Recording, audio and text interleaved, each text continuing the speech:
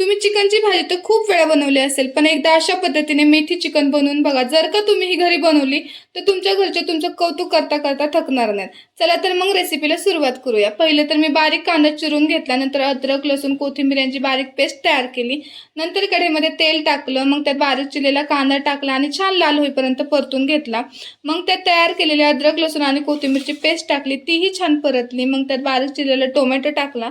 नंतर त्यात हळद आणि चवीपुरतं मीठ टाकून स्वच्छ धुतलेले चिकन टाकलं आणि हे सगळं छान मिक्स करून घेतलं आणि चिकन पाणी न टाकता तसं शिजू दिलं. आता ते शिजतंय तोपर्यंत मेथी स्वच्छ पाण्याने धुतली आणि चिरून घेतली.